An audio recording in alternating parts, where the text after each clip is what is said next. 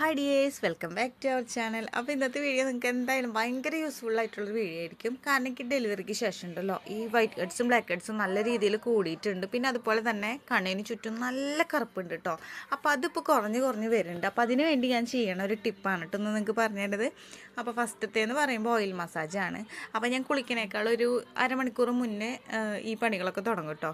അപ്പോൾ ഞാൻ യൂസ് ചെയ്യണ ഓയിൽ എന്ന് പറയുമ്പോൾ വെർജിൻ കോക്കനട്ട് ഓയിലാണ്. അതിൽ വിറ്റാമിനോ അങ്ങനെ എന്തോ ഒന്നും കൂടി ആഡ് ആയിട്ടുണ്ട്. ഉണ്ണിയുടെ ബേബി ഓയിലാണ് കേട്ടോ ഞാൻ യൂസ് ചെയ്യണത്. അപ്പോൾ അത് വെച്ച് നല്ല രീതിയിൽ നമുക്കറിയാവുന്ന രീതിയിലൊക്കെ നന്നായി മസാജ് ചെയ്ത് കൊടുക്കും. അപ്പോൾ നമുക്കിപ്പോൾ കവിളില്ലാത്ത ആൾക്കാരാണെങ്കിൽ കവിള് വയ്ക്കാനും എല്ലാത്തിനും നല്ലതാണ് കേട്ടോ ഈ ഒരു മസാജിങ്.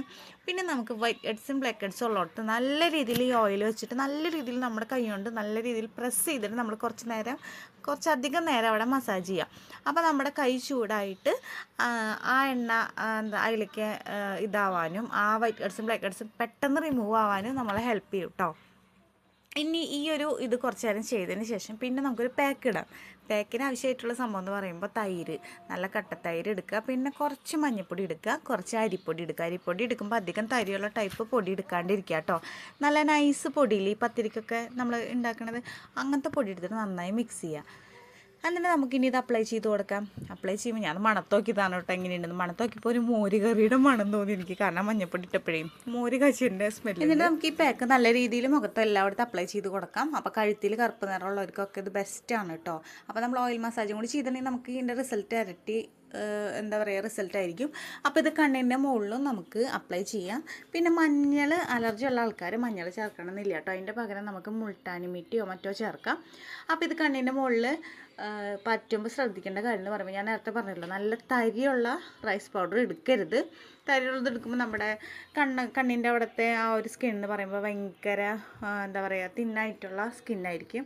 അപ്പോൾ അവിടെ ഡാമേജ് ആവാനായിട്ട് സാധ്യതയുണ്ട്. അപ്പോൾ കണ്ണിൻ്റെ മുകളിൽ ഇട്ടാൽ മതി, അങ്ങനെ മസാജ് ചെയ്യണമെന്നില്ല. ബാക്കി നമ്മുടെ മുഖത്ത് ഈ വൈറ്റ് ഹെഡ്സും ബ്ലാക്ക് ഹെഡ്സും ഉള്ളിടത്തൊക്കെ നല്ല രീതിയിൽ മസാജ് ചെയ്ത് കൊടുക്കുക. അതും നല്ല സ്ട്രോങ് ആയിട്ട് ചെയ്യരുത്, ചെറുതായി. കാരണം സ്കിന്ന് ഡാമേജ് ആവാണ്ടിരിക്കാനായിട്ട് പ്രത്യേകം ശ്രദ്ധിക്കണം. ചെറിയ രീതിയിൽ പതുക്കെ നമുക്ക് അറിയാത്ത രീതിയിൽ മസാജ് ചെയ്ത് കൊടുക്കാം കേട്ടോ. എന്നിട്ട് നമ്മൾ കുളിക്കുമ്പോൾ ചെറിയ ചൂടുവെള്ളത്തിൽ ആദ്യം മുഖം പതുക്കെ വാഷ് ചെയ്തിട്ട് വേണം കുളിക്കാനെന്ന് വെച്ചാൽ ഇത് കഴുകി കളയാനായിട്ട്. അപ്പോൾ ഞാൻ കുളിക്കുന്നേക്കാളും മുന്നെയാണ് ഇത് ചെയ്യാറ് കേട്ടോ, അതാണ് ഞാൻ അങ്ങനെ പറഞ്ഞത്. അപ്പോൾ ചെറിയ ചൂടുവെള്ളത്തിൽ ആദ്യം മുഖം പതുക്കെ ഒന്ന് വാഷ് ചെയ്തെടുക്കുക. അത് കഴിഞ്ഞിട്ട് നമുക്ക് സാധാരണ പച്ചവെള്ളത്തിൽ സോപ്പൊന്നും ഇടേണ്ട ആവശ്യമില്ല. നമുക്ക് വല്ല ചെറുപയർ പൊടി അല്ലെങ്കിൽ വല്ല കടലമാവോ ഇനിയിപ്പോൾ ഒന്നും ഇട്ടില്ലെങ്കിലും ചെറിയ മൈൽഡ് ആയിട്ടുള്ള സോപ്പ് ഇട്ട് കഴുകാം കേട്ടോ വേണമെന്നുണ്ടെങ്കിൽ.